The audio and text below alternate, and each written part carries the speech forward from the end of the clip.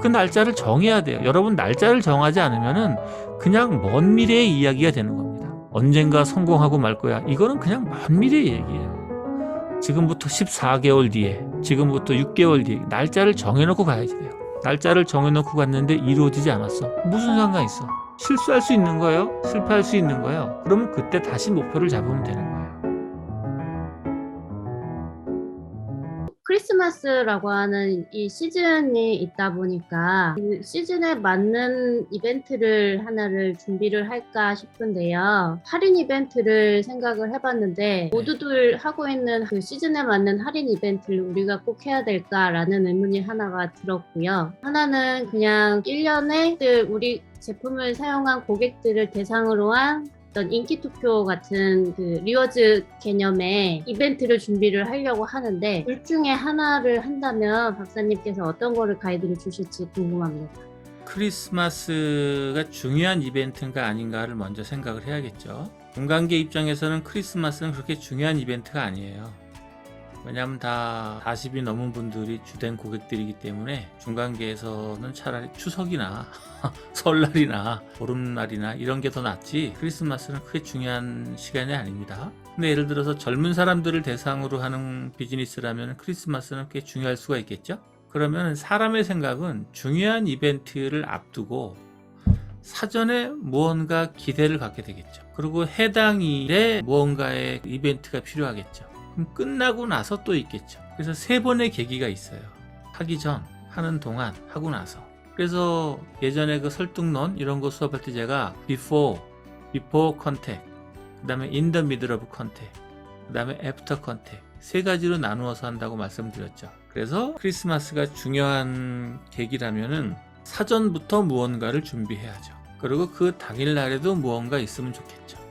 그리고 끝나고 나서도 또 왜 음식 먹고 나면은 디저트 같은 거 먹잖아요. 에피타이저, 메인 디시, 디저트 이런 것처럼 중요한 이벤트라면 이렇게 셋으로 나누어서 접근하시는 게 저는 더 좋다고 생각을 합니다. 그러면은 지금 주신 답변이 되겠죠?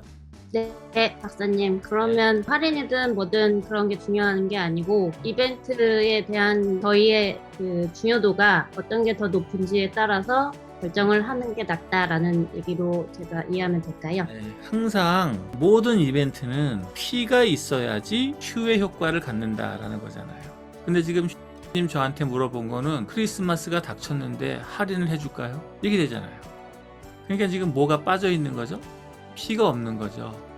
그래서 크리스마스에 대한 의미가 먼저 정리가 되어져야지 돼요. P가 없으면 무슨 내용으로 들어가겠습니까? 이거 할인해줘야 되나? 선물 줘야지 되나? 뭐 주지? 몇 퍼센트 해주지?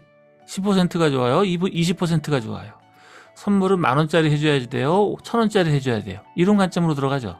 근데 이렇게 이벤트를 하는 것은 얼마나 재미가 없어요. 그냥 뭐가 나오니까 할인해주고 뭐가 나오니까 선물 주고 너무 재미없지 않아요? 그러니까 항상 뭘 해야 되는 거예요? 나에게 중요한 이벤트라면 그 전부터 미리미리 무언가를 준비하는데 그 목표는 어디에 가야 되느냐? 문을 열기도 전에 사람들을 대기하게 하라 입니다. 그런데 지금은 내일 모레가 크리스마스잖아요. 내일 모레가 크리스마스인데 지금 크리스마스 이벤트를 생각한다는 거는 시간을 좀 낭비했다라는 얘기죠. 그러니까 님은 이번 크리스마스의 이벤트는 특별한 무언가 결과를 내기가 시간적으로 조금 어려워요. 준비가 덜 된 거지. 그래서 이거는 그냥 평소에 하던 대로 처리를 해주고 다음번에 해야 될 중요한 이벤트 날짜가 언제인지를 미리 정해야지 돼요. 미리 준비하고 before contact 만나기 전에 어떻게 사람들을 기대감을 높여서 줄을 세울까? 만나는 그 날에 어떻게 하면 사람들에게 더 드라마틱한 경험을 줄까? 끝나고 나서 어떻게 다시 회상하게 할까? 이걸 해야죠. 항상 P를 먼저 생각하시고 Q로 가셔야지 돼요. 그럼 P는 뭐냐? 근본적으로 명분을 갖고 있어야 되는 거죠. 원하는 결과가 쓰여지려면은 6가지가 준비되어져 있어야지 돼요. 이 6가지를 항상 미리 땡겨와서 준비를 해야 된다는 거예요. 그 날짜를 정해야 돼요. 여러분 날짜를 정하지 않으면은 그냥 먼 미래의 이야기가 되는 겁니다. 언젠가 성공하고 말 거야. 이거는 그냥 먼 미래의 얘기예요. 언젠가 에베레스트 산에 오르고야 말 거야. 그는 언젠가야. 지금부터 14개월 뒤에, 지금부터 6개월 뒤에 날짜를 정해놓고 가야지 돼요. 날짜를 정해놓고 갔는데 이루어지지 않았어. 무슨 상관 있어? 실수할 수 있는 거예요. 실패할 수 있는 거예요. 그러면 그때 다시 목표를 잡으면 되는 거예요. 5kg 빼야겠다라고 결심을 했어요. 근데 못 빼. 그럼 어떻게? 괜찮은 거야.